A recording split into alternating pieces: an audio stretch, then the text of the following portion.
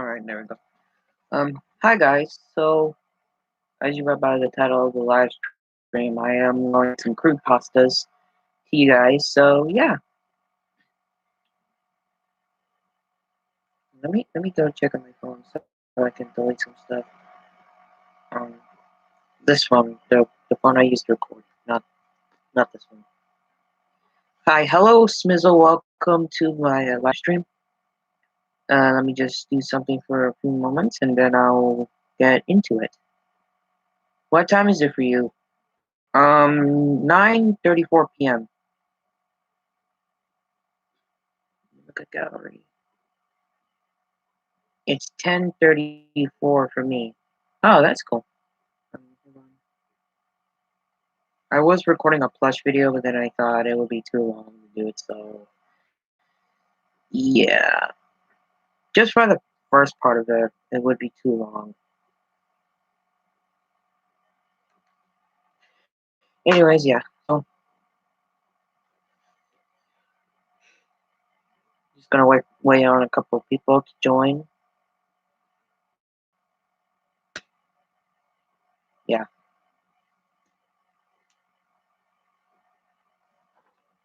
Arms itchy. My arm's feeling itchy.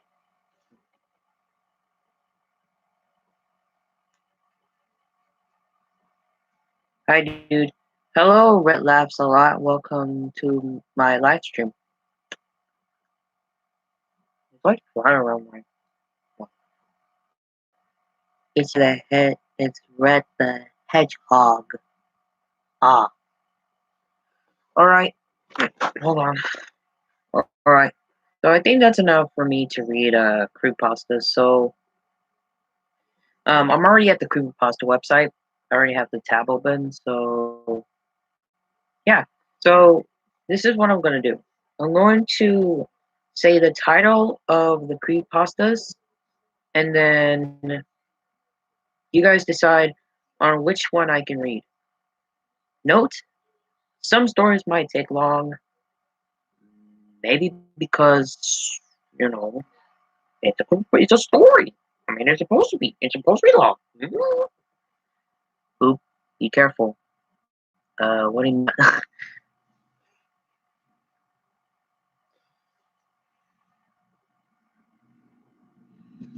Anyways, let's begin. Alright.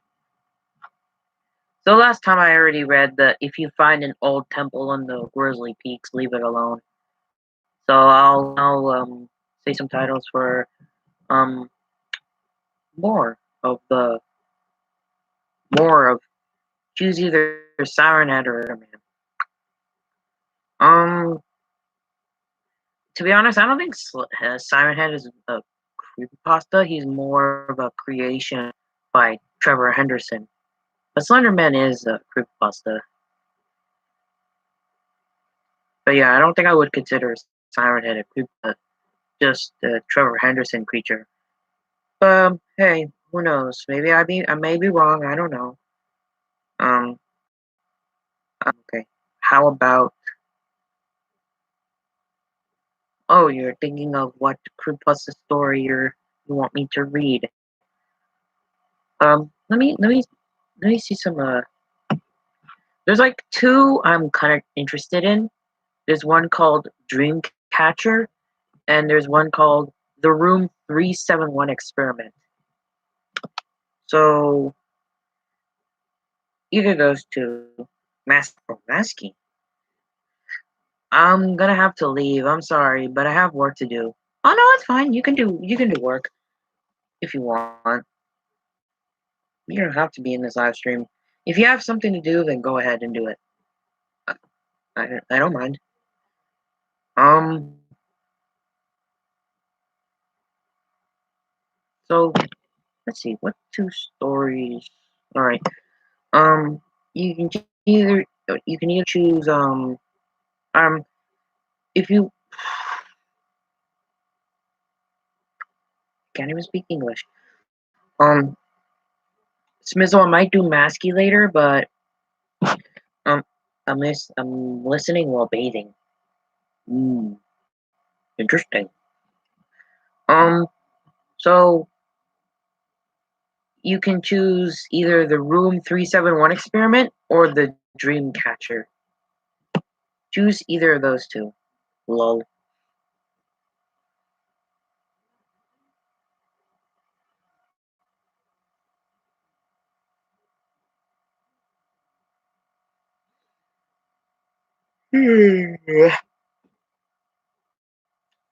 Dreamcatcher. Alright, let's do Dreamcatcher. Alright, let's see how long it's going to take me to read this. Alright, so. Oh, it's just 9 minutes. Alright, I have a 9 minute story to read. And it is named Dreamcatcher.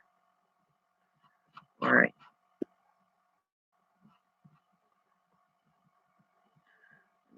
Out the thing that is showing. Alright. Gray sea beneath a gray sky, tossed carelessly between the waves. I cling desperately to the promise of air. Something awaits me within the water's depth. I'm certain of it. If I look down in the brief moment of calm, I will see it beneath the waves. The wind's frigid bite is a harsh rejoinder. I dare not to cast my eyes below.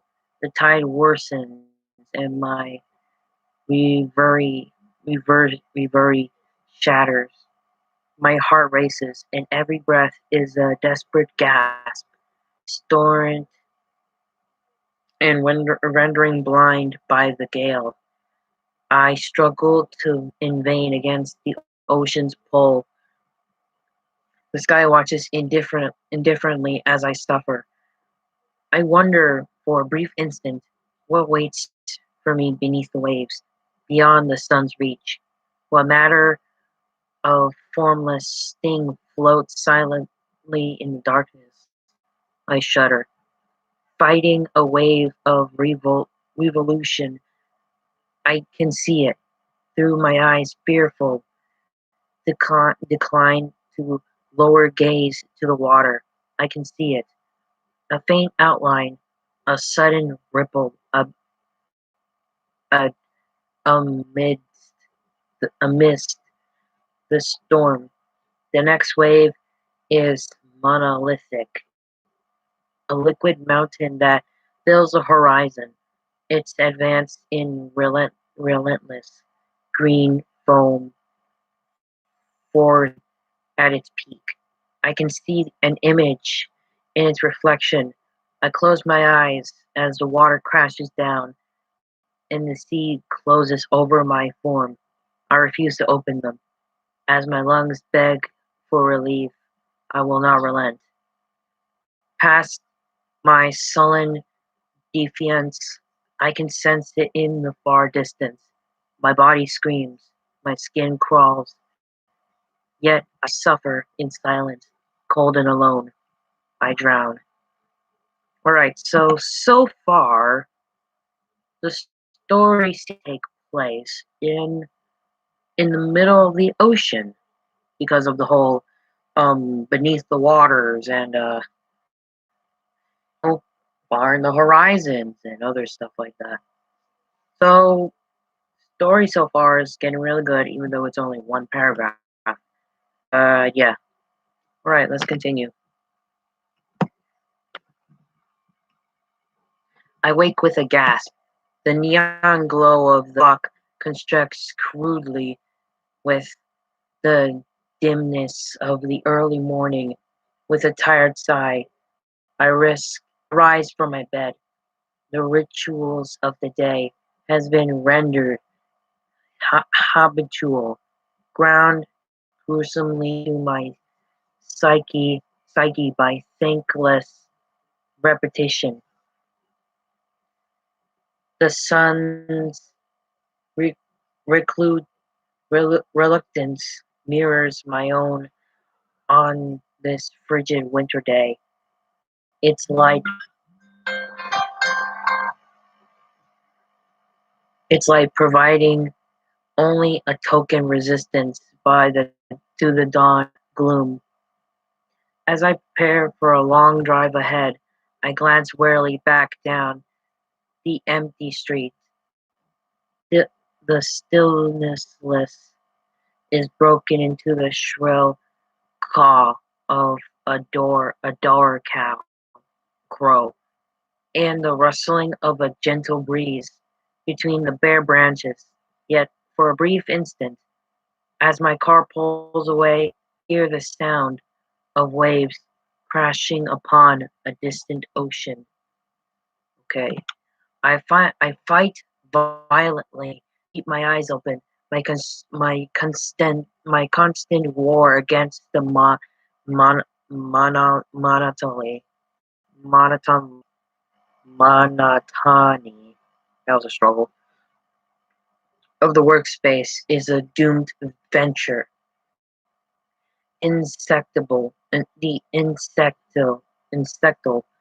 buzzing of the overhead lights bends seamlessly with the drowning of voices. My hands work as if alive, their mission possessed to be simplicity, bo- boarding into insulting, boarding on insulting.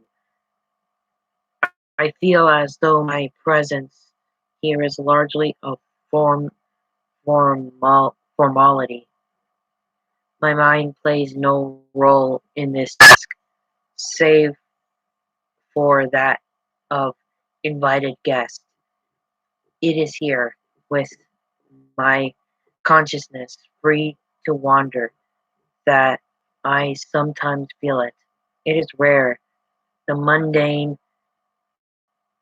cacophony often provides the bulwark against such flights of fancy. Yet, for instance, fragments of time when all sound seems to cease, when seren- seren- serendipity, serendipity, syn- synchronizes. I'm sorry if I said it wrong.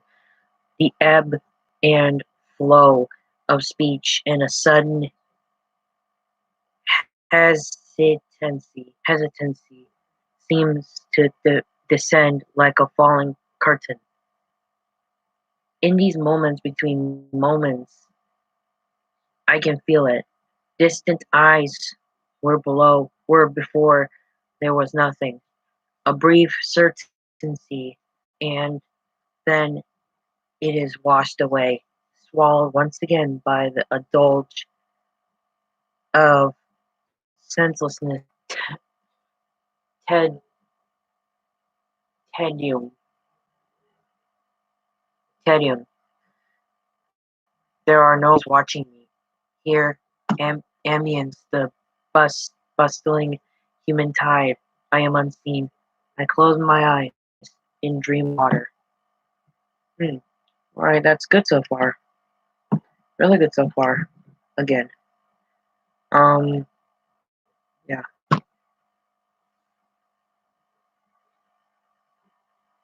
So what do you think of the story so far?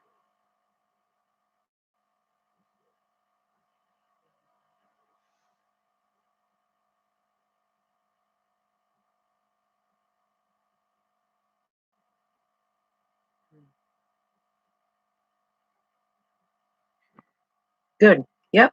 Alright. Alright, let's continue because there's still a little bit more left. Let me see how many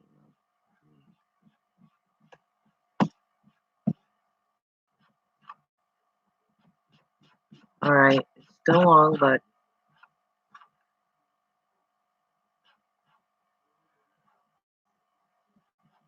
alright.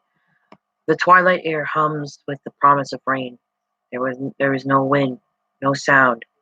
I see swollen cloud hanging pendulous, pendu, pendulous in the sky. In the stillness, my mind weeps. I am paralyzed by the tranquil illusion, a veneer of claim belaying imminent violence, as a solitary peal of thunder rolls laugh languidly in the distance. I can sense it with the sound tremulously. I glance upward as the first droplets began to fall. I catch a glimmer of movement, a sinister shadow vanishing among the clouds. As the sky tears open and the storm unfurls its monstrous wings, I tear my gaze away. I tear my gaze away. Not tear, or I don't know. My clothes are drenched, and I shiver with cold, with as the wind begins to howl. I cannot see, blinded by rain and fog. I cannot hear, my senses defended by the tremblingness, and yet an instinctive, an instinctive drive compels my heart to race and my pulse to quicken. I am not alone here, in the heart of the qual. A, an, amidst the distant thunder, something bears, something bears witness. I fall to my knees, my strength falling as tears pour from the heavens. Beneath the gaze of faraway eyes, my mind is overcome with mysteries of solitude. I see myself sitting at a computer, alone and invincible.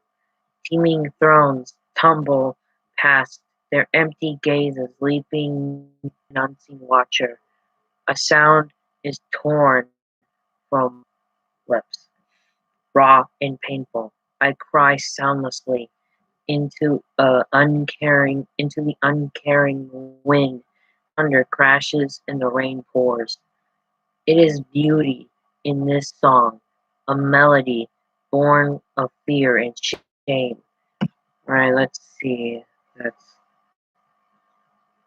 I have to dry my hands before farting, chatting, chatting. Even if it's chatting, not farting. That would be weird. um. Anyways, let's continue with this thing.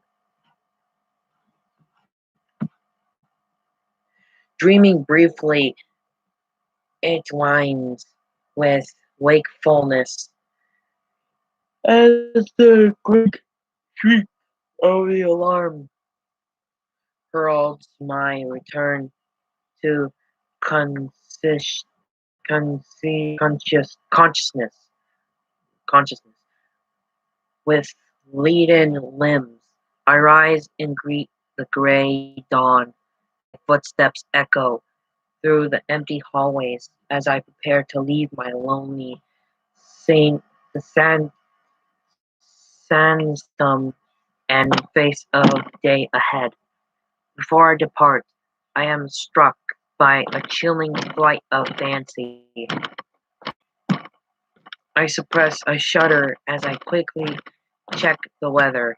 The forecast predicts clear skies in the coming days. I feel uneasy as I walk towards my car.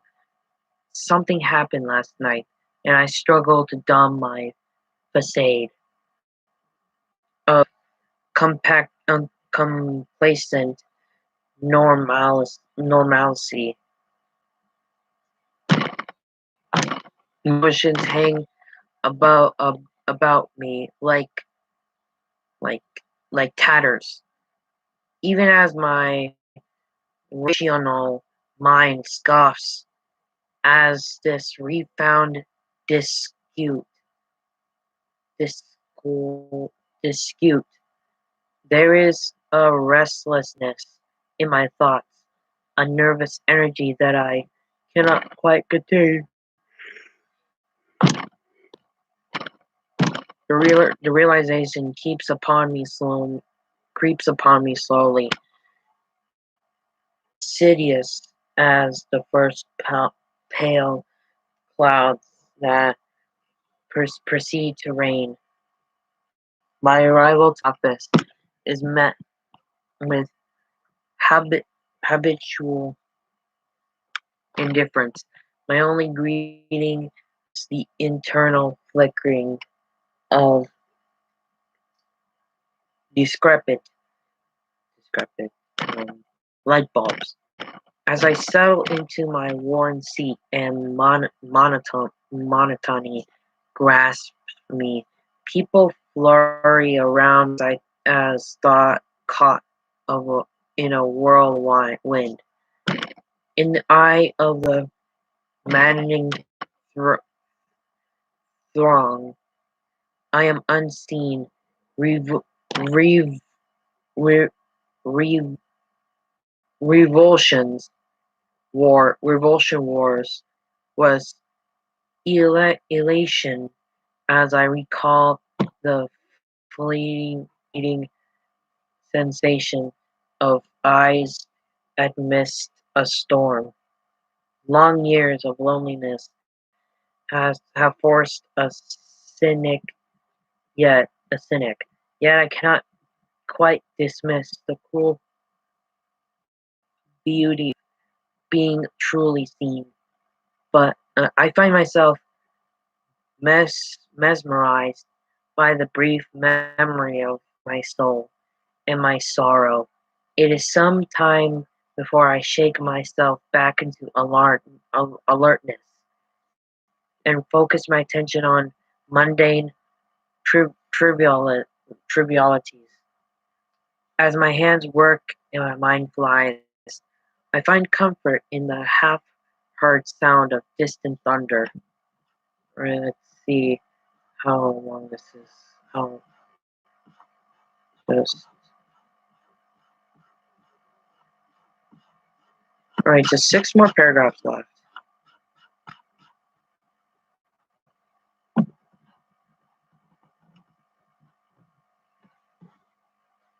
Just got out of bath. Okay, hold on. I need to like lay down for a moment because my back is killing me.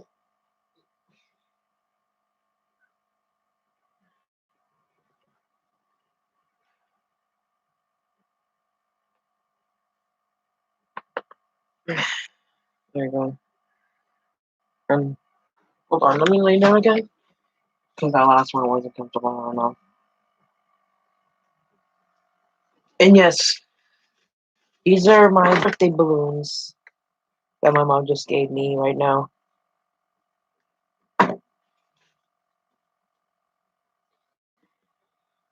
Oh my god.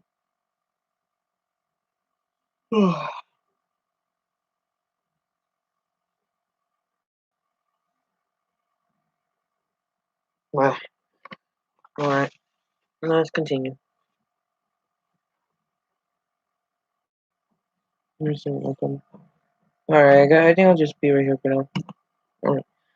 The, the crackling of flames and the acrid stench of burning wood fill my senses.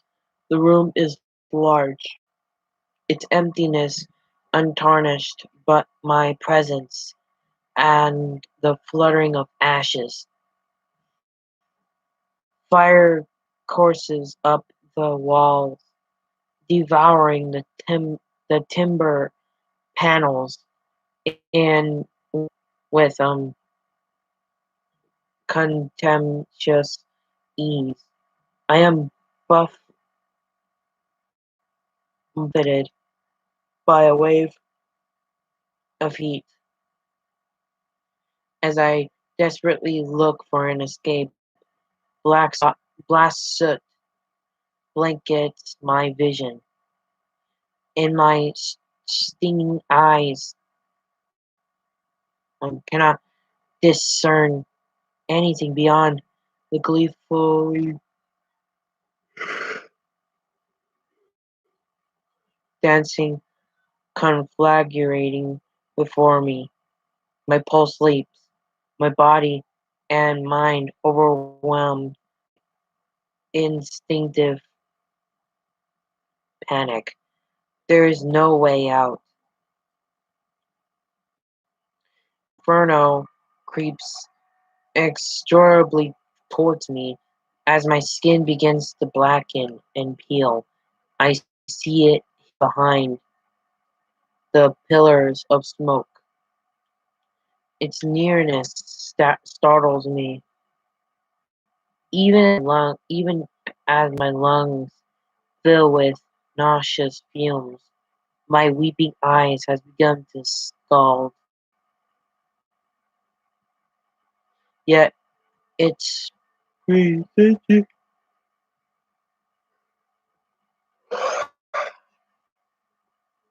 yet its presence to unmistakable is unmistakable. Its ungainly shadow, both alien and familiar. I do not look away as gasps of agony burst from my ravaged lips. I find some solace as I meet um, its watchful eyes with my own. I have known true pain. I have felt the pain has been a forgotten cog in an indifferent machine. I have felt the pain of an empty house and a silent phone. I have felt the pain of loneliness eroding a man until his unserrated hope fades into numbness. Here, among the smoke and fire, beneath the gaze of ghastly eyes, I am witnessed. Though my body writhes, though my tongue melts and my flesh boils, I find myself content, grinning through a lipless mouth. I burn. Huh, that's really interesting.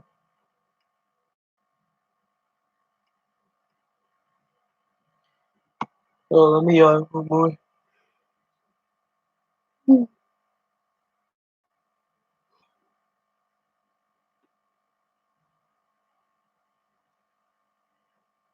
Hold on.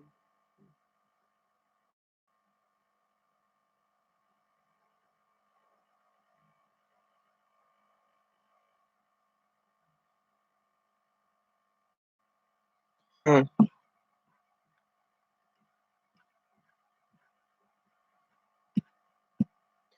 All right.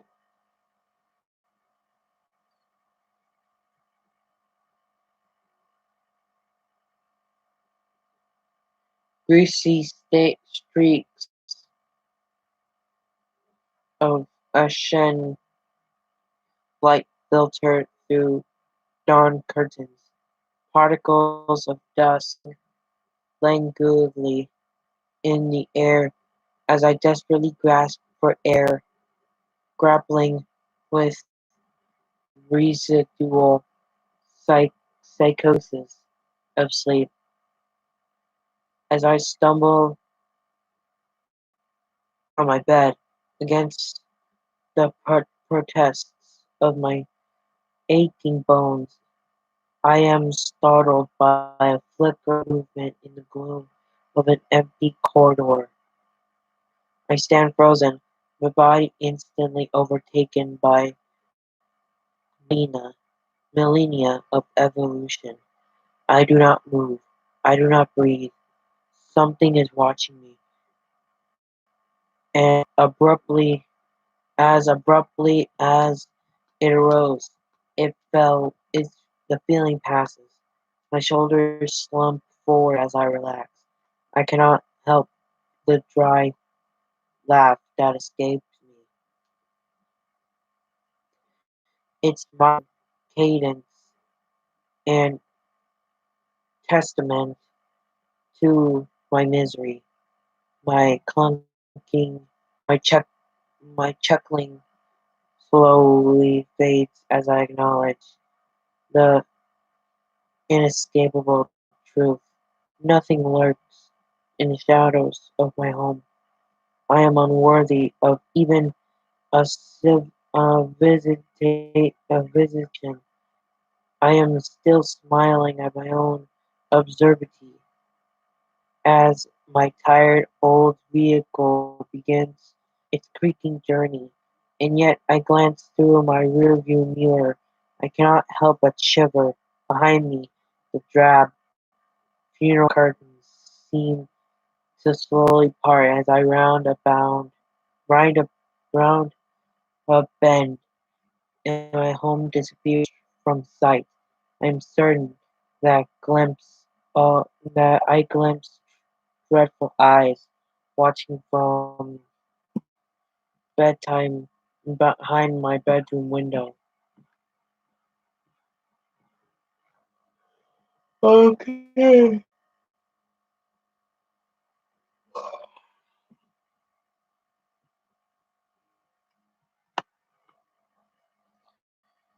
Oh goodness.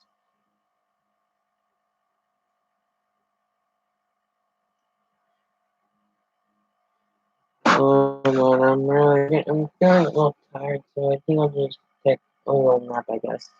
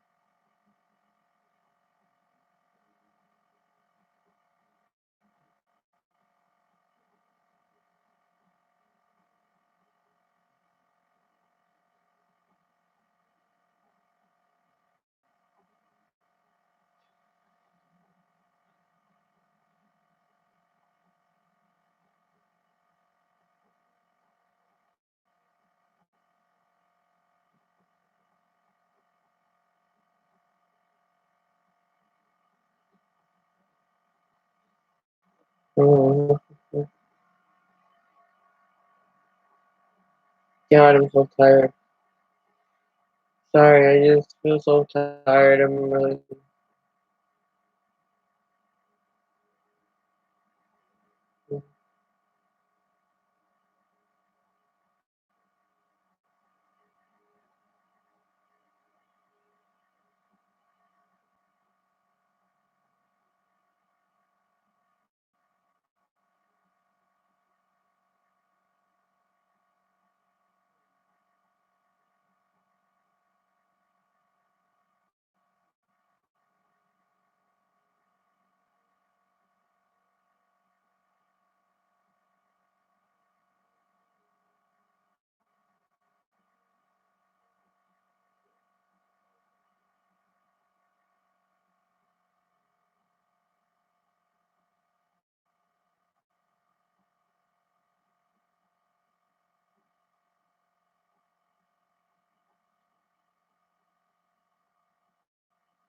Okay.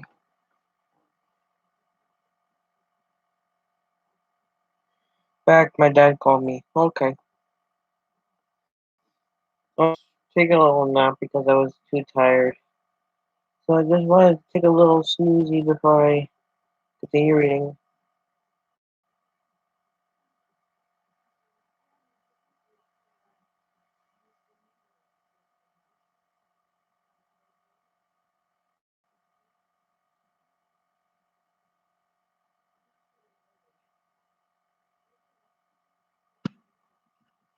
Alright, anyways, let's continue the story. The hours crawl sluggishly past me as I work. I find myself distracted, my attention drawn to mesmerizing dance of the overheights in the same sense of burning wood. Alright, yeah, it is. Besides me, a coworker sighs his boredom eventually rivaling my own. As he rises from his chair, his gaze passes me through me. No spark of recognition or acknowledgement graces his bloodshot eyes. My cheeks redden, a scaling heat of humiliation at once occupying its familiar place. And yet, for the first time, comprehension begins to it warm warm away,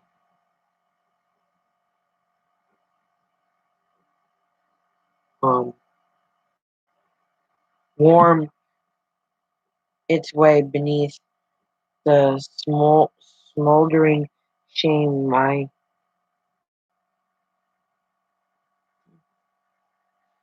Shame. My colleagues, my colleges do not understand. They're willful. Their willful ignorance, shielding them from suffering. They have never known misery that as I have. Here at last, I begin to see these people as they truly they are afraid. They fear failure and pain, but above all else, they fear loneliness. And with the same quiet loathing often reversed for the ill deformed, they fear that my il- isolation could spread to them like a wound. I have been cauterized, seared away by the subconscious will of the best these separate masses. Yeah, I could have sworn I heard the door. Something like that. Hold on. I think it's my brother. My brother is coming over, so it might be him. Hold on, I'll be right back.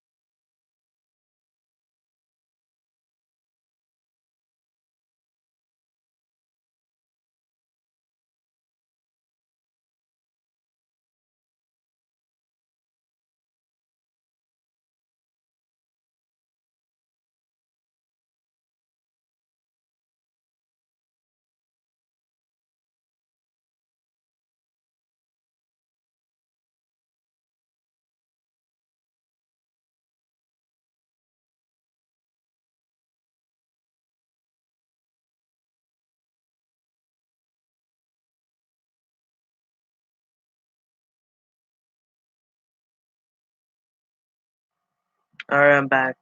So, it was not my brother, it was my cat Rosie. Um, she was the one that, knocked, or that did that to the, door. Do you, would you, mind if I turn off my light so that I can, like, lay down and, like, read, read this story while laying down because I kind of feel tired and, yeah.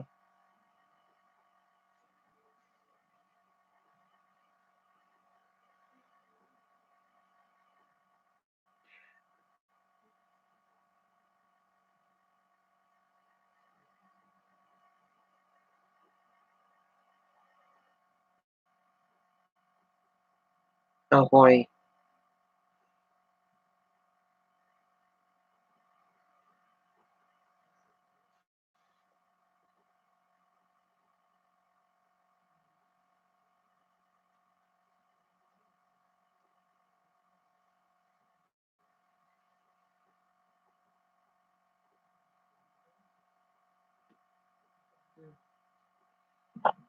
Just go to it real quick.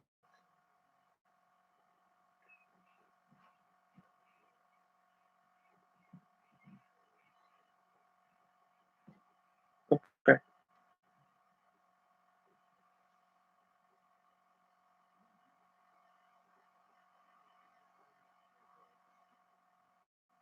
I'm gonna continue reading.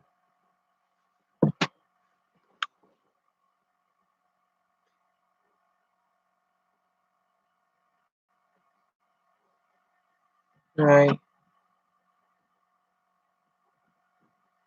Alright. Even as bitter resentment e engulfs my thoughts, I cannot help but under the fault is my own. I have a tumor, a diseased organ in an otherwise healthy organism.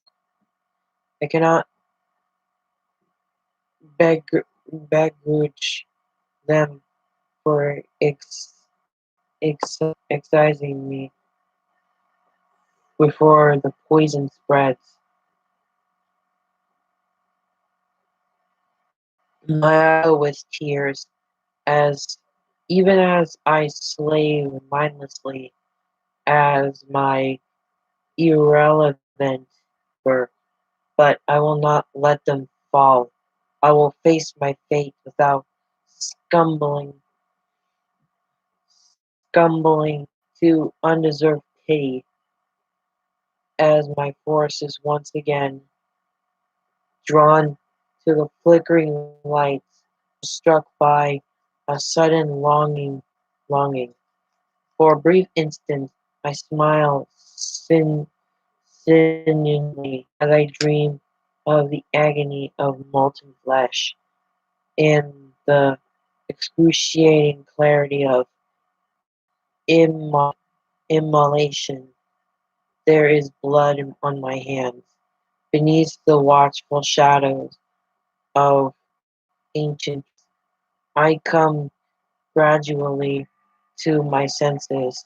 The snow is red, and the winter stillness is broken only by the quiet echo of something dripping in the darkness. I am disoriented, yet there is an unspoken famil-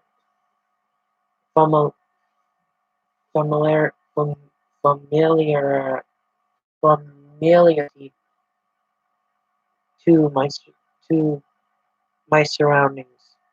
There are throbbing, there's throbbing in my ear and a rhythmic pulse overlaying each reluctant breath. My gaze alights on something sharp and gleaming. And presently, on a patch of crimson ice. The dripping has slowed, and I find myself gradually turning to face deeper into the forest. I feel a sense of displacement, large lassitude has taken hold of me. Actuality feels distant from me now, the nostalgic echo of a melody long forgetting. Something waits for me within these mournful woods. An eager promise whispers upon a wretched wind.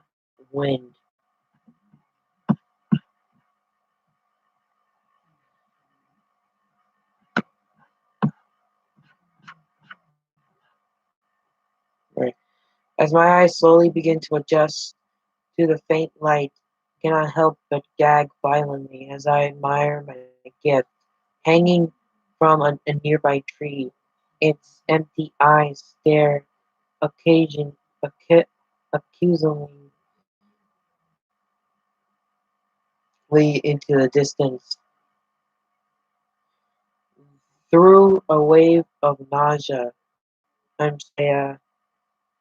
peculiarity of its appearance, despite its broken limbs and mangled content, counten, count, count, countenance. This majestic sculpture of flesh and un, bears an uncanny resemblance of ignoring the char charnel odor. I step closer to my un, unap,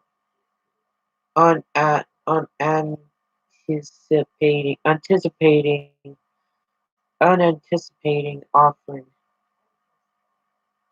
Eternally, I share so much with this lifeless thing, and yet, as of con- contemplate its breathtaking po- poi- poignancy, I cannot suppress a wave of melancholy, co- collie, though we seem so much alike. I know the comparison is axiomatically imperfect. No matter how kind the gesture, I am certain that my flaws are internal, hidden from sight, but a thin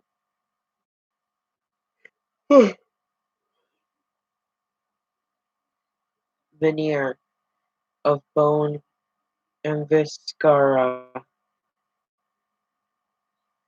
on the verge of despair. When I realized that this bestowal, bestowal is more generous than I first realized, the the exquisite craftsman before me is intoxicating. New wonders becoming apparent with every passing moment.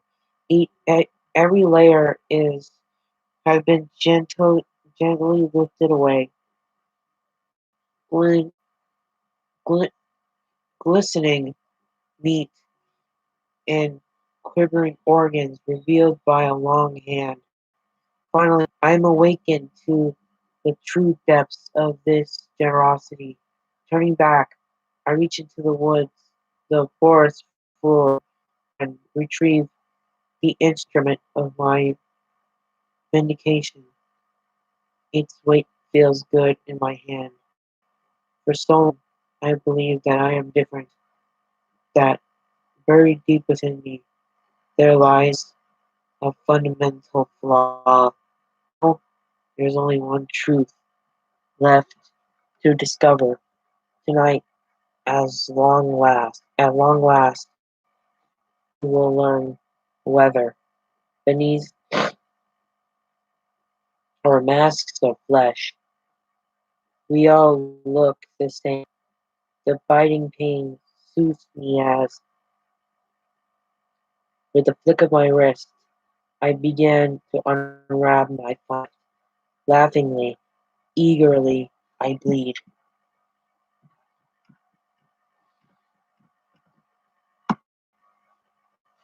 Black sand beneath a starless sky.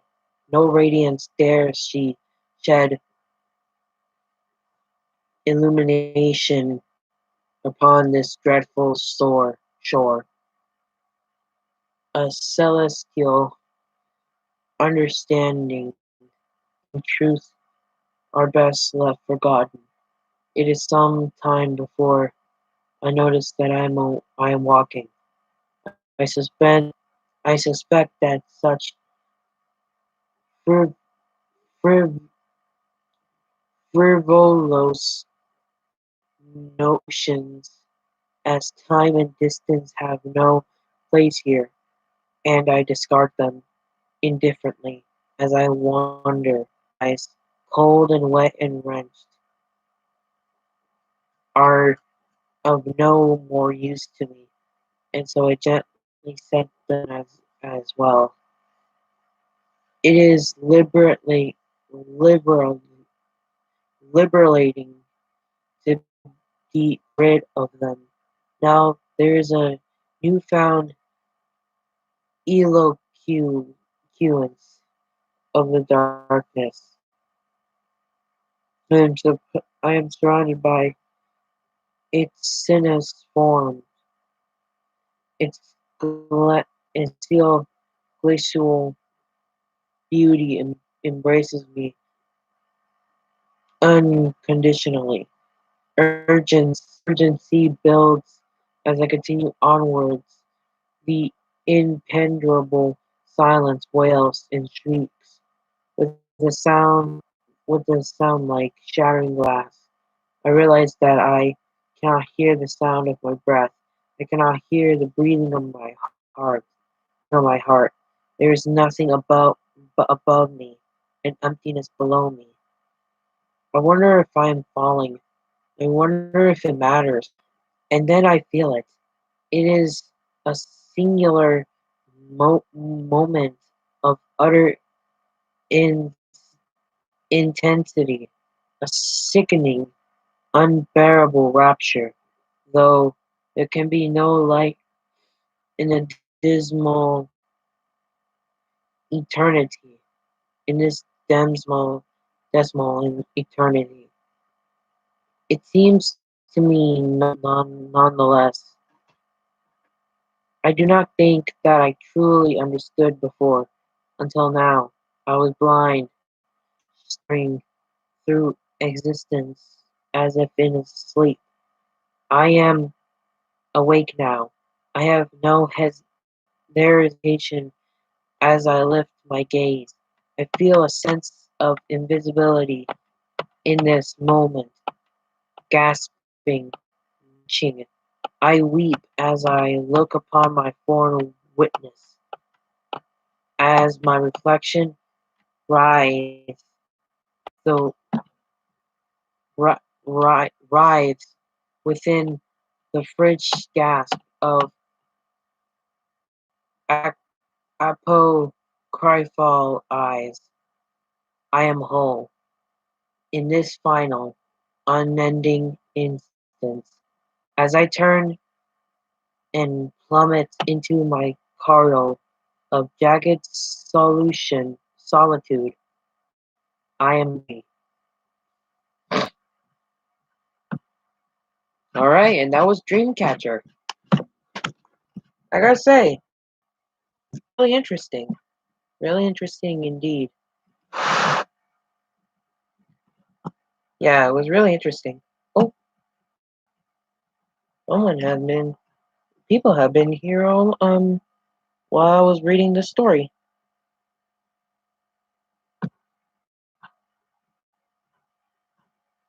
Jeez, a lot of things happen. Um, alright, let's read it. I'm gonna read at the part where I missed it. Let's see. I learned the whole Russian alphabet now. Oh, that's cool. Hi, hello, Marcus Pro. Welcome to my live stream. If you're even in here right now, uh, along with the heart sign and soft sign. Hmm, whatever this is, that's Russian for hi. Pronouns private. That's Russian for hi. I am Smizzle X. Mm-hmm. Shut up, Ian. I like this pasta. Yeah, it is really good. I don't know. Okay. Hi, Emerald. Hi. Ouija.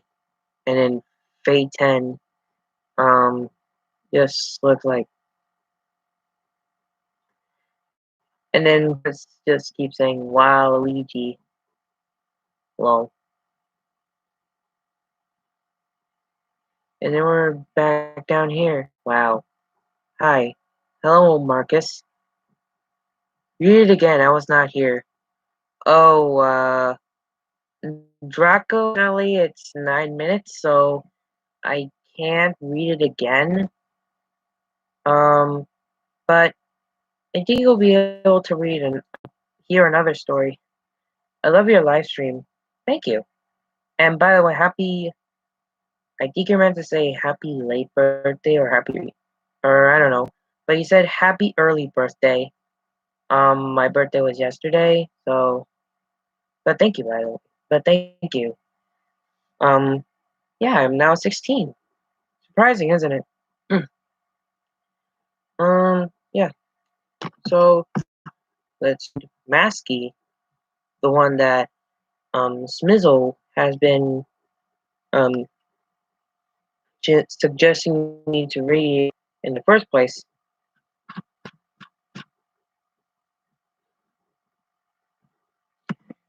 Mas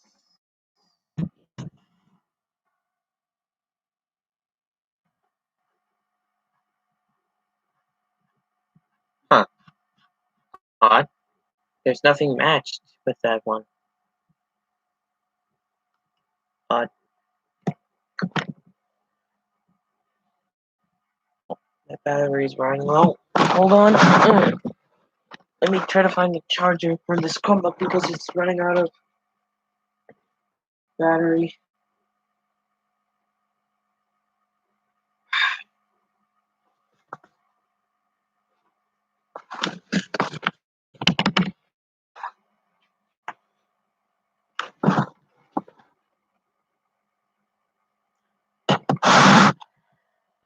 That means yes, by the way. Oh wait, what? Yeah. I looked up Masky and there's no results for that. Yeah. Mm, okay. Sorry, I'm just so tired. Alright, next creepypasta.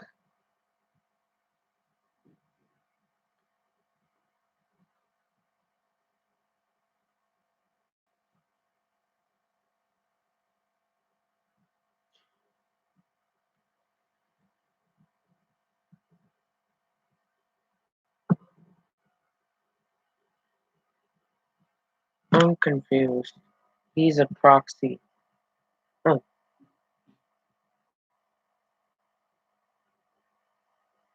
hmm. Twitter. Okay. God, I'm tired. Uh, Did I read these creepypastas? Yepperoni. Are you reading on a book? Oh, wait. Is it the room creepypasta now? Um, alright. Are you reading on a book?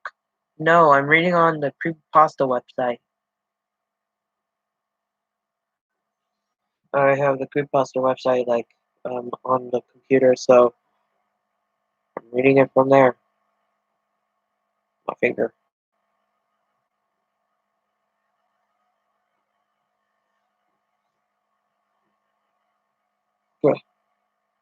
Oh, yeah. Um, Let me look at two stories that you might be interested in. Um, you guys can either use the Room 371 experiment or the cold.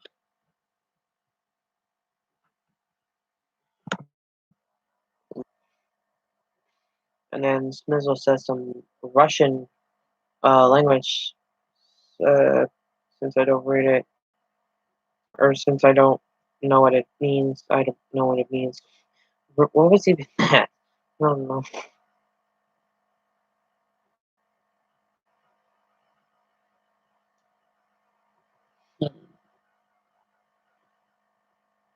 Room. All right. So one of you guys say the Room 371 experiment. And what about everybody else?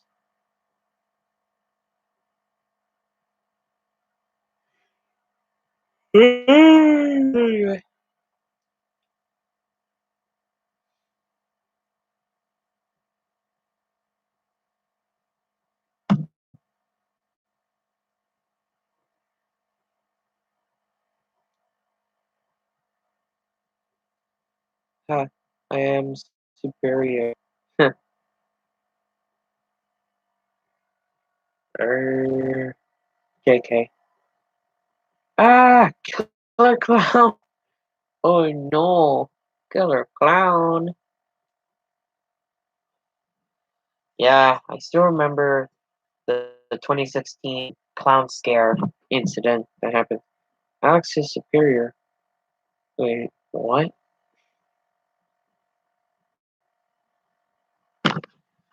Let me look on the Discord. Okay, there's nothing new in my Discord. I'm gonna go back now. Yeah. Uh-huh.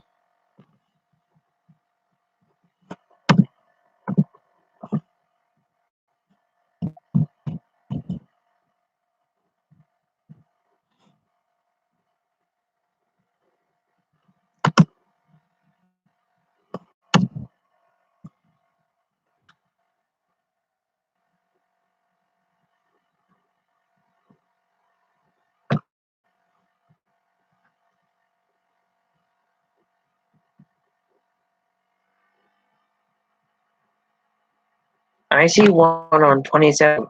It was crazy. Yeah, it was crazy. Actually, during that, in 2016, um, my sister actually told me that she thought she saw a clown in her school. Mm-hmm. And I'm only on my 10th Russian lesson. Huh.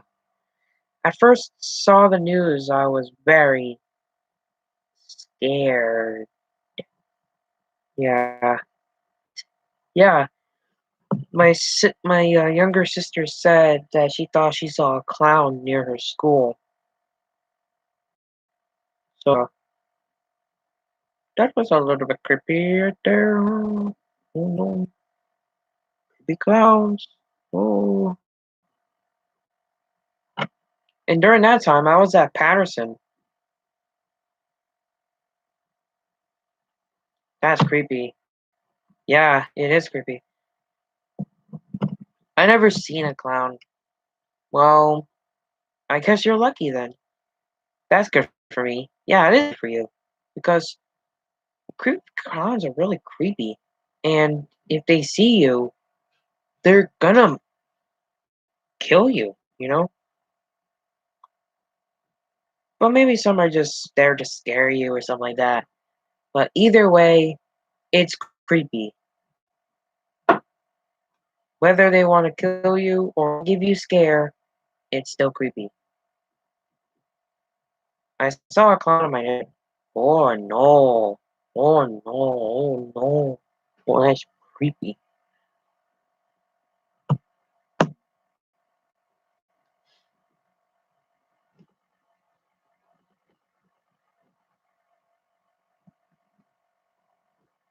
Lol.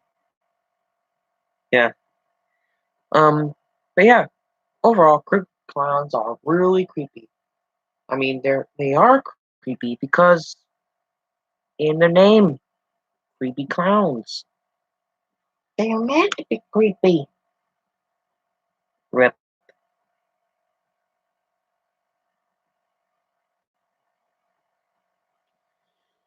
Ay, ay, ay. Okay. E.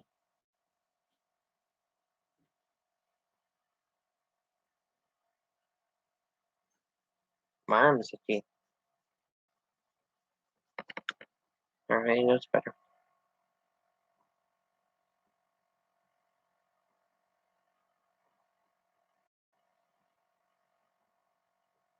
I wonder when that reaction vid is coming out. It will come out maybe when I download something on my tablet there. Why did I lift my phone?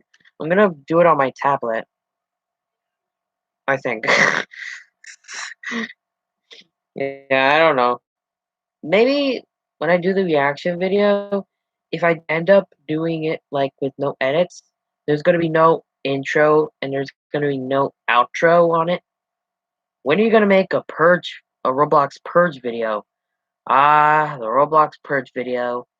One of the original classic videos of 2018. To be honest, it was really fun making the Roblox purge videos. And to be honest, I don't really know when I'm going to make another Roblox purge video because I don't know really. I mean, I already made like 4 sequels. The first one being the original Roblox purge, the second one being the Ultimate Purge Night, the third one being Bloody Christmas, and the fourth one being Blue Knight's Revenge. I miss those videos. Yeah, yeah, I miss making those videos. It was really fun. I have an iPhone and an iPad, and you have an Android and tablet. Lol. Yeah, I'm gonna watch those. Yeah, go enjoy watching those videos that I made. I actually made a playlist of it, but it's really long time ago since I haven't really updated stuff in it. I haven't really updated it. And part one, yes, part one, the classic one. Yep, the classic one right there. Yeah.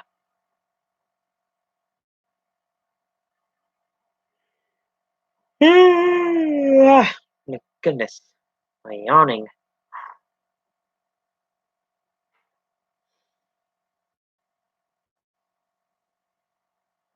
I'm OG fan. Nice.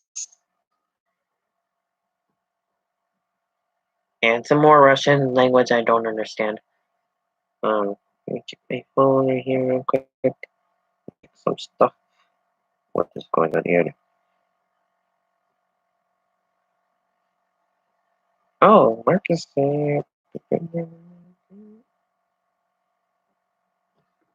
That means see you soon. All right. See ya.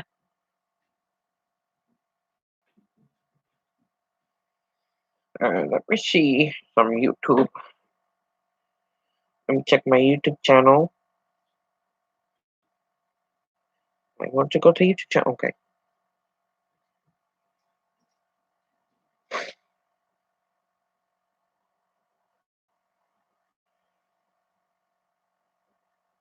I think I. You think you what?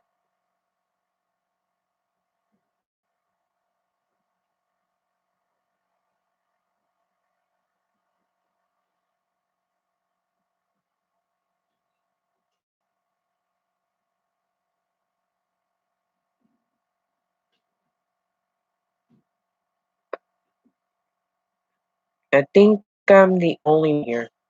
Um, I don't know. Well, I mean, Smizzle was also the one chatting, but since he left to watch those videos, yeah, I think you're the only one, Marcus. Unless somebody else chats, then yeah.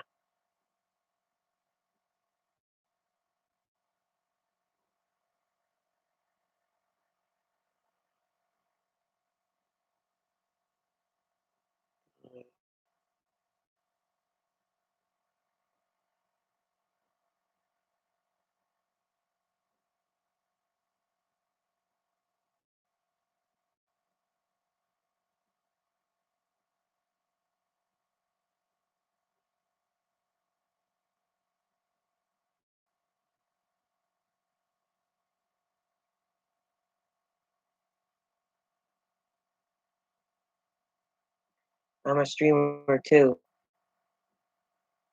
Alright, I make Fortnite videos. Cool. Well, I found the playlist. I hit The Purge. And here is the classic one. How many videos does it have? But here are the Roblox Fortnite videos. I mean, not Fortnite, I mean Purge videos. Classics.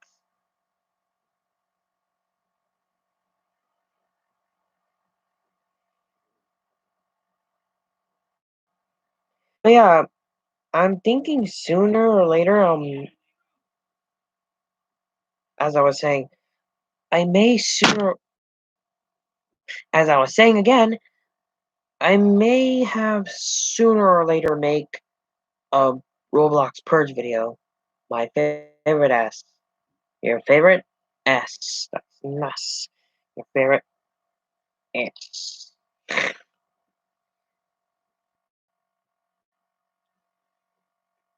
Get them balloons up in here.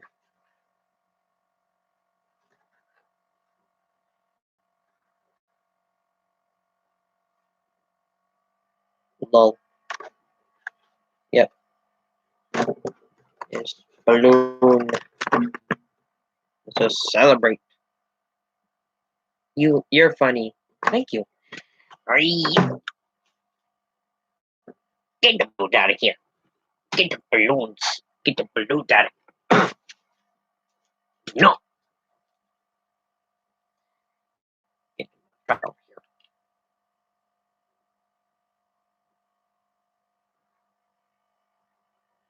Alright.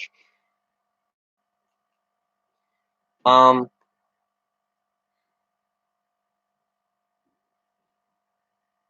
I think I should start reading the CreepyPasta, right? So, well, unless you want to keep talking to me, then I'm fine with it. But let's do the Room 371 experiment. Dang it, ad!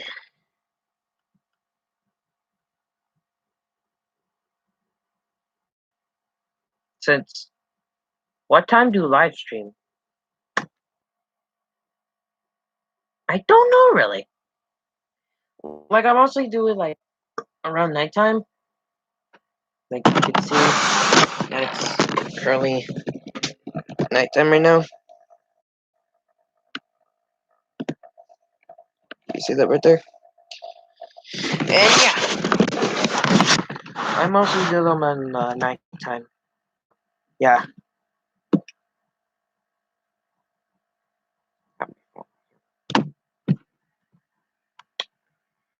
Anyways, no T-Mobile. I don't. No T-Mobile. No T-Mobile. I don't want it. Thank you. Another ad. Are you flipping? Are you freaking flipping kidding me? All right. Now let's read the Room 37 experiment. Well, my city is 1 a.m. Mm, 1 a.m. Let's see how many minutes. An 11-minute story. Okay. Anyways, the room was one of many experiments that allows us to tamper with the fabric of space-time in an enclosed station, to toy with the delicate laws of our physical world, and fine-tune them to our liking. The first 370 went off without a hitch. Some of our some of our finer work included room 112, where one could experiment astral separation. With it, the ability to view remote location. In another, room 213, there were dream storms. Any subject asleep inside would be bombarded with pieces of other people's nightly cinema. nightmares, and all. In our crowning achievement up to that point, room 301. Within its walls, time stood still, no matter how long a subject claims to have stayed inside. They always exited the room at the same time they entered. Then there came that room, the one that put all of the others to shame. Room 371. Let's see what 37 is going up to right now. I live in Boston.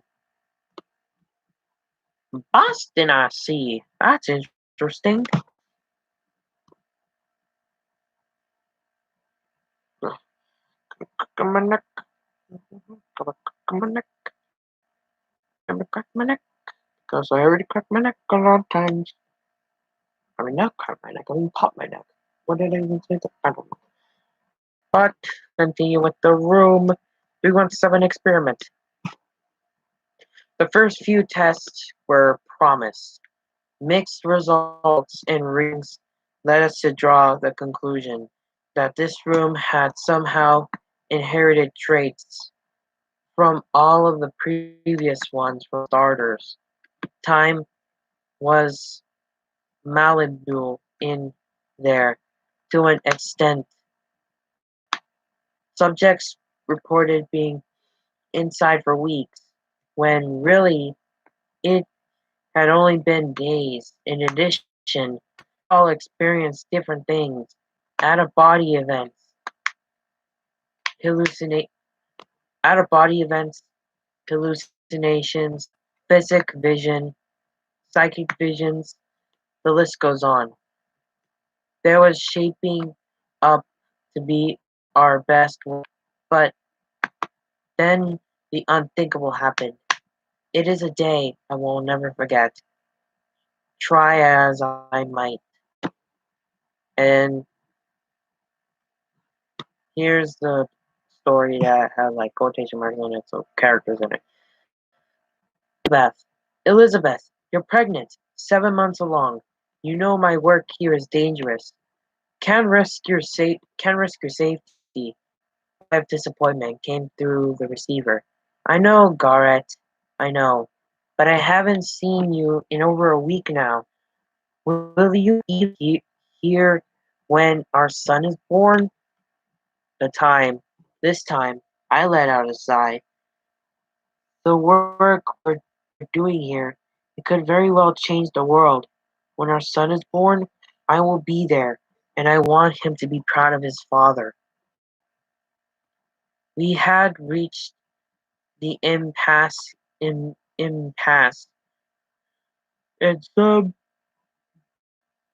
sat for a moment in silence. And so we sat for a moment in silence, phones to our ears, each hoping for a bit of understanding from the other. It was in this silence that I charted a course of middle ground. Tell you, why don't you leave Jessica with the nanny and get a room in the local inn? I usually sleep here, but the hotel is around the corner. I can meet you there after work. We'll make we'll make a night of it. After work? Is there ever an after with you? I chuckled. Not particularly, but I promise I will be there. Let's say 9ish? Alright, I'll do it. You're lucky I still love you to pieces after all these years. There was a hint reluctance in her voice, but deep down, I knew she was ecstatic to be met halfway. As much as I was married to my work, I wouldn't have given anything to even a small chance to make her smile. I will see you tonight then. I gave her directions to the hotel, and we disconnected. Then I turned my attention back to room 371, a box of walls connected to the rest of the lab. with control arms and cables. It had no shortage of memories, and I would be danged if I didn't save them all. If only I knew at the time, I was getting myself into. Ooh. Okay, I'm back. I left by accident. Okay. Um, I'm just reading the first part of the story. It's getting really interesting.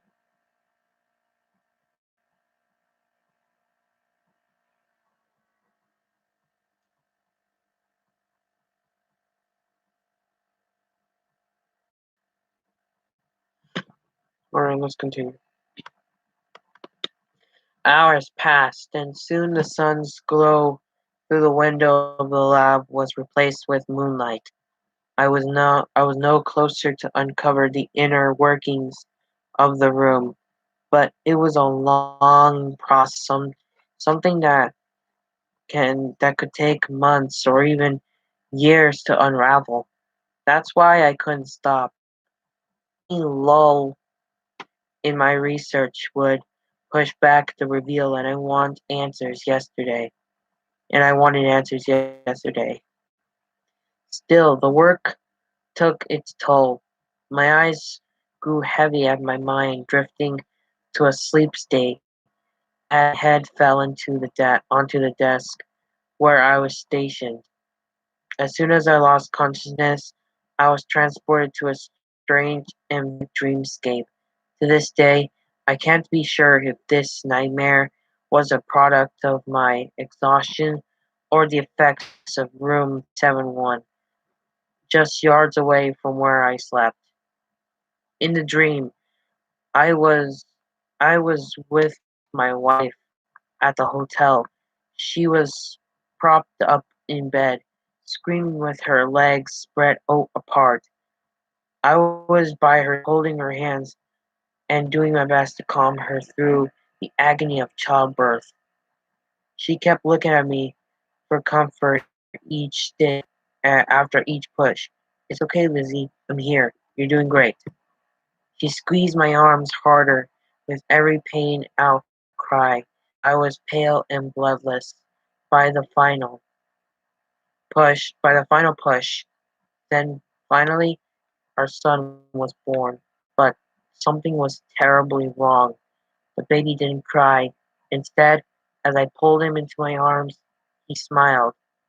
Not a beautiful smile, mind you, but a strange one.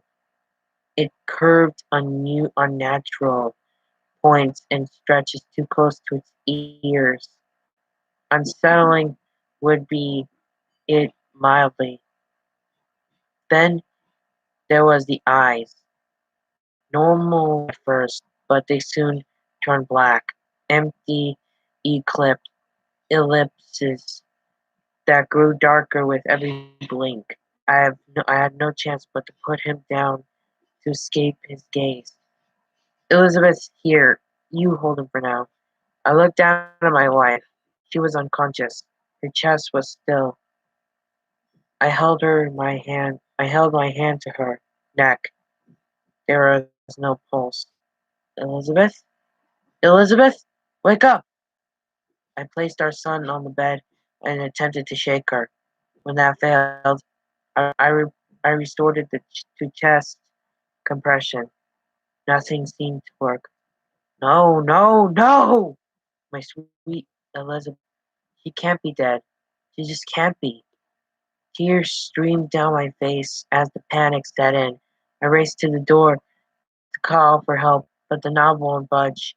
That's when I noticed the number affixed onto the wood. 371. Room 371? But how? The door swung open, striking me on the head and landing me on the floor below. I looked up, my vision blurred, and saw the shadowy outline of a man enter the room. He stepped over my body, grabbing my son, and then walked out, but not before offering me an ominous statement. They're mine now, Garrett. I woke mid-gasp, jumping from my desk, frazzled. I look over the clock. It was 11:15 p.m. Oh no, Elizabeth. I dialed the hotel and had the clerk patch me through her room. I only hoped she wouldn't be too upset over me sleeping through our date. Garrett Harold Covenwood, there is no way to get on my good side. Judging her tone, she was as irate as she had ever been. Still, it was nice to hear her voice after that whole dream. I'm sorry, hun. Work got away from me, and then I dozed off my desk. It wouldn't happen again, I promise. There was a faint voice in the background. Is that Daddy? Can I call him? It was our daughter. Did you bring Jessica with you? I thought I told you to leave her with the nanny. Don't doesn't she have school tomorrow? Her tone was still firm and unworthy. Your daughter hasn't seen you in over a week. I have allowed her one day to of hooky to spend with her father. Get here now and don't waste another minute. It was clear that she meant business and wasn't about to test her fear any further. I'll be there in 20 minutes. I just have to. My eyes drifted to the room, and I recalled the strange dream my mind has concocted. Say, Elizabeth, what room are you staying in? Room 371. My heart sank. Are you absolutely sure of that? Yeah, yes. Why does it matter? This was bad. The hotel where my was staying only had two floors. I know this because I have stayed there myself on occasion. There couldn't have been more than 100 or so rooms. Nowhere near enough to warrant a room number 371. Elizabeth, Elizabeth, listen to me. Take Jessica and get out of there now. There was an irreverent step after I said this. Garrett, break, breaking, breaking up. Can't hear. Elizabeth, get out of there now. There was, there was more static, but I made out a single phrase through the noise, one that sent a shiver down my spine. Garrett, I think my water just broke. We were disconnected. I tried dialing in the hotel again, but the line was dead. I know what was going on, but with the unforeseen powers at play in room 371, I knew it couldn't be good. With my family in mind, I threw all caution to the window and walked over to the room.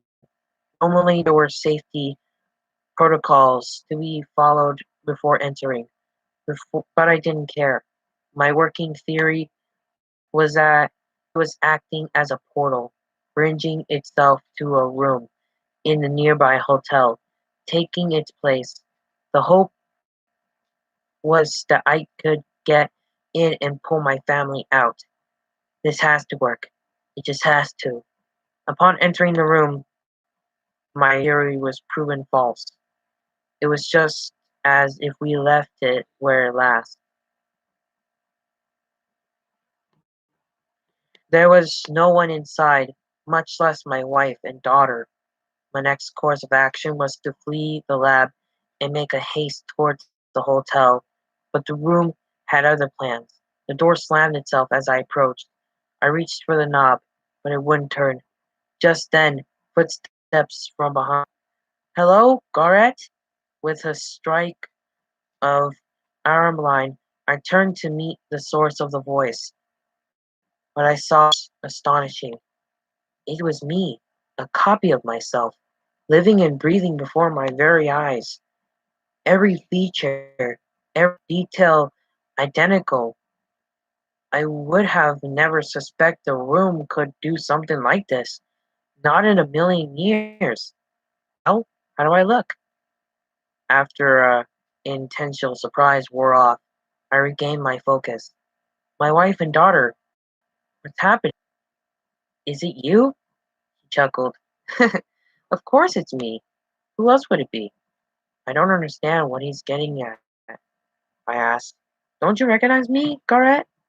You've been poking and prodding me since my birth, studying my eyes, every nook and cranny. But I've seen observing, but I've been observing you. Now I've learned you inside and out, taking your forms. Even I thought you would be as indirect as his answer was. I was able to put the pieces together. You're the you're this room? You're this room? Room 371? He smiled. Now you're getting it. My mind was instinctively trying to run the numbers and make sense of how any of this was possible, but this was no time for work. What are you what are you doing with my wife and daughter? His smile grew wider. You know what? First you need to know how and then why. I didn't have time for his games. Whatever he was, I lunged at him with my arms outstretched, but to no avail. My entire body phased right through. Nice try, Gareth. This is just a correction I planned in your mind. Please, take a seat. I never have anyone to talk to. This is the most fun I've had, well, ever really. Well, this is getting really interesting. My brother is watching your live. Oh, that's cool.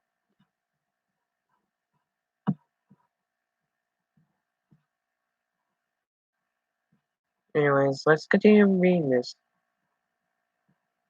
I stood back against the wall and stared him down, my eyes now welling up. Please let me go. I'm begging you. He shook his head in disapproval. I can't do that, Goret. It wouldn't be in my best interest. I don't understand. What are you talking about? It's simple, really. You see, you didn't create me so much as you me. I am a reserve of cosmic energy, one that you've tapped into and harnessed with your latest project here. He gestures the room around us. You've awakened me and given me the of sentience. For that, I thank you. But now that I'm awake, I'm hungry. You humans need air, water, and food of sustenance yourselves. I need something else. What? What do you need? I asked, growing impatient by the second. Souls.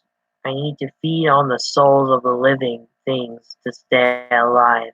By golly, humans ones are worth all the trouble it makes to find them. Trouble? I asked. Oh, yes. You think I'm contained in this prison, but I can travel. It's difficult, but through certain connections, I'm able to find my prey, lifelines, the auras you humans share with one another. At first, I couldn't reach them, but then you went ahead and brought them to me, close enough to taste. He was referring to my family. Why don't you just take me? I'm right here. Take me instead and leave me alone. He let out a horrendous, ma- malignant laugh that pierced me to my core. I would never, Gorat. Though your aura, I've connected to them. I can project this room and my likeness anywhere they are.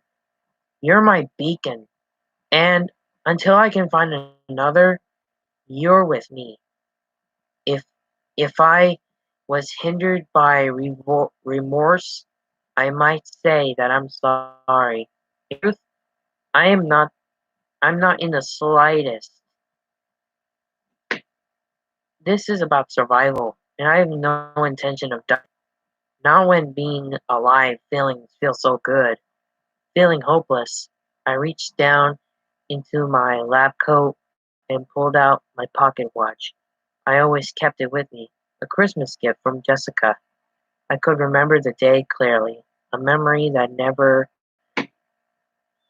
strayed too far from my heart. Open it, Daddy. It's from me. Her smile was intoxicating. Oh, really? And did Mommy help you pick it out? Nope, I picked out this one all by myself. I slowly pulled apart the gift wrap, sever- savoring the moment. Eventually, I pulled out the watch and opened its face, revealing remarkable design within it. This is wonderful, sweetie. I love it. She looked at me with inquiring eyes. What's the matter, sweetie? Do you understand what it's for? I laughed. Well, of course. It's to tell time. She shook her head. No, you're always at work and you forgot to come back and see us. This is so you don't forget. So always know what time to come home. A little bit of guilt washed over me as a tear rolled down my cheek. I know I work a lot, sweetie, but I'll always come home to you. I promise. She jumped into my arms and I held her tight, my sweet little girl. I looked down at the inscription on my watch. To Daddy, love Jessica. The time to come home. It was time to end this. I threw the pocket watch against the wall as hard as my arm would allow. It shattered into 1,000 pieces. I then kneeled down and picked up the tiny shards of glass that landed at my feet. Granite, what are you doing? With the glass in my hand, I looked up at him. I will never let you have them. Consider your bridge to the outer world closed. Using the glass, I sliced my arms open, slits long and enough that I would inevitably bleed bleed to death in minutes, effectively cutting off whatever connection he had to my family. At least then, they would have a fighting chance. No, you'll ruin everything! The last thing I remembered before losing consciousness was the sound of the door swinging open. Then everything faded away. I woke up at my desk, posted exactly as I was before. After gathering my wits and recalling what had happened, I jumped to my feet and turned to the room. My clone was standing just outside the door. Settle down, Garrett. You're going to be fine. I looked down at my arms. There was no wound. I have the acute ability to manipulate him. You're now you're now as you were just before entering the room. What about my family? He sighed. There was a bold move back there, attempting to take your family, attempting to take your own life. I didn't expect that. I had known you humans were prone to sacrifice. I wouldn't have revealed so much. Your family is fine. He could see the disbelief painted on my face. See for yourself. He pointed at the phone on my desk. I hesitantly picked it up and held it on my ear. Go on, dial already. Go on, dial already. I dialed the hotel number and asked the clerk about to put me through to my wife. To my delight, he answered, Garrett Harold Garrett Harold Covenwood. There is no way to get on my good side. It was so good to hear her voice. Is Jessica there with you? Yes, yes. How did you know? Thank God they were both okay. Can you put her on me? The next voice I hear was my daughter's, as happy as ever. Hi, Daddy. Are you going to see us now? My little girl, safe and sound. Yes, sweetie, I am. It's time for me to come home. Yay! She was overjoyed. Elizabeth took the phone. You better not be toying with her emotions, Garrett. I'm not. I'll be there shortly. By the way, what room are you in? Room 102. I sigh in a breath of relief. No reason. See you soon. I love you. I hung up the phone and looked back to my evil twin. So what now? I asked. Well, until I figure out a way around your heroics, you and your family are safe. It sounded like a little too good to be true. But don't you need to feed? Why aren't you killing me right now? He walked over with a stern look and leaned in as close as he could get. Why would I waste my time in an appetizer with an appetizer when you're going to lead me to the main course? I much rather have the three of them just you, especially the newborn. Fresh souls are so much better than the used ones. My blood was boiling, but I remained silent for fear of repercussion. I will have them, Garrett. Mark my words. He slowly backed away, turning and walking towards the room. He looked to me one last time and grinned. Hope you don't mind holding on to this look for a while. What can I say? I like it. With that, he vanished into thin air, never to be seen or heard from again. At least, that was the hope. Soon after, Soon after the ordeal, I took Elizabeth and Jessica home, packed our things, and drove as far away from that room as possible. I vowed never to work in that lab again for as long as I lived, or anywhere that kept me from my family. From now on, they come first. If that entity, the entity ever does come around, I'll be waiting. I will never let him take them. That's a pretty good story. Yo, I have to go, bro. Yo, I have to go, bro. I have to go to sleep. Bye. Alright, bye, Marcus. Well, that was a great story. Yeah, so I think I'm gonna end the live stream here because it's been 1 hour since I've been doing this, and I only have 2 creepypasta stories, so even though it's only two, it's 2 long stories, so it's been good. Possibly my favorite one would be the second one, the room 371 experiment, because it shows that there is a husband. It just shows the story of the husband trying to do anything to protect his family, even trying to stop his evil twin to take them, and it was good. It was really good. But anyways, thank you guys for watching my live stream. And until then, I'll see you next time, guys. Bye.